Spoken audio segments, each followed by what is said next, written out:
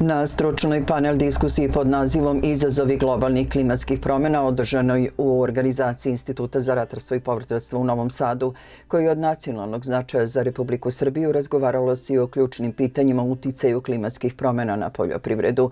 Na panelu su učestvovali predstavnici Ministarstva poljoprivrede, Pokrajinskog sekretarijata za poljoprivredu, Instituta za ratarstvo i povrtarstvo, Poljoprivrednog fakulteta u Novom Sadu, Poljoprivrednog fakulteta u Beogradu, kao jedan poljoprivrednik. Državni sekretar u Ministarstvu poljoprivrede Željko Radošević poručuje da Srbija beleži veće zagrevanje u odnosu na globalni prosek. Rešenja nisu jednostavna, ali resorno ministarstvo je spremno za otvoreni dijalog i konstruktivne predloge koji će omogućiti bolji život našim poljoprivrednicima.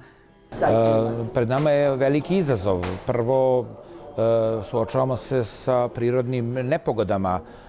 Lepo ste spomenuli, imamo u nekim određenim oblastima grad, imamo sušu kao jednu čestu nepogodu koja se ponavlja. Znači, ako posmatramo 20 godina unazad i 23-4 godine unazad, bukvalno je svaka druga sušna. 2000. pa 3. pa 7. pa 11. 12. 17. Evo, samo pobrojavanje nam zaista mora uključiti alarm. Što se nas tiče u Ministarstvu poljoprivrede, mi normalno da kroz sistem podrške našim poljoprivrednicima pokušavamo da smanjimo te rizike u proizvodnji i da smanjimo štete koje naši poljoprivredni proizvođači imaju u takvim ekstremnim godinama. Ono što je važno da napomenemo jeste da ćemo u perspektivi multidisciplinarnim pristupom tražiti odgovore na ove ogromne izazove koji su pred nama. Nisu to laka rešenja. Učesnici su istakli značaj nauke i agrotehnike u borbi protiv sve izraženijih klimatskih neprilika, te da je od ključne važnosti povećati površine pod navodnjavanjem i izmeniti tehnike đubrenja, zaštite bilja i izbora hibrida, kako bi se poljoprivreda adaptirala na nove uslove. Uvođenje novog predmeta u stručnim školama treba da doprinese lakšem pristupu problema. Znači, naše ministarstvo je učestvovalo u više projekata i učestvujemo u projektima sa Svetskom organizacijom za hranu i poljoprivredu, da trudimo se da jačamo kapacitete naših poljoprivrednika u tim ekstremnim vremenskim neprilikama. A ono što je također jedan od rezultata, to je činjenica da smo od 2023.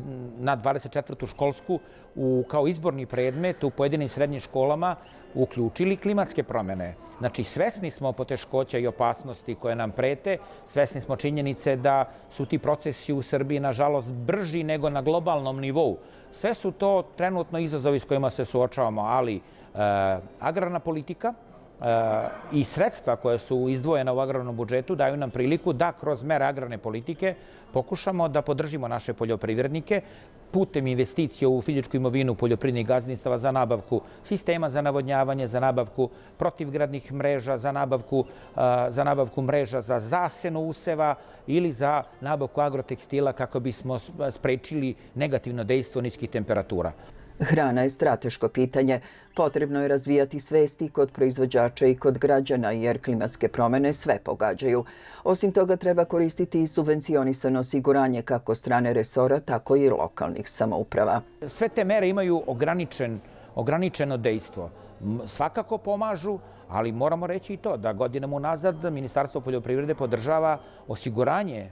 Osiguranje je veoma važna tema i mislim da u ovom trenutku ono čime nikako ne možemo biti zadovoljni, to je taj obuhvat osiguranja.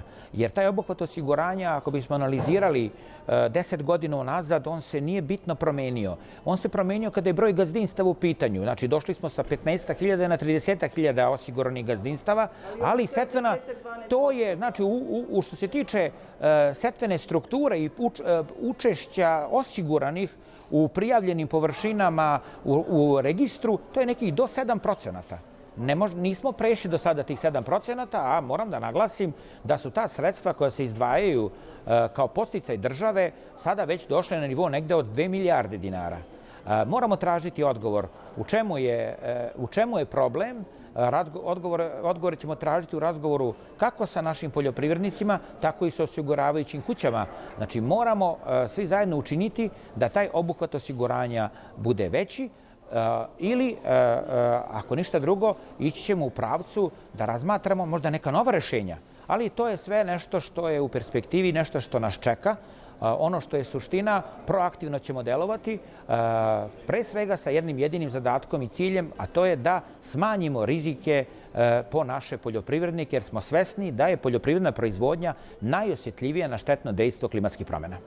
Borba za poljoprivredu tokom sve većih klimatskih promjena zahteva zajednički napor države, nauke i proizvođača uz stalno prilagođavanje i dijalog kao i strateško planiranje.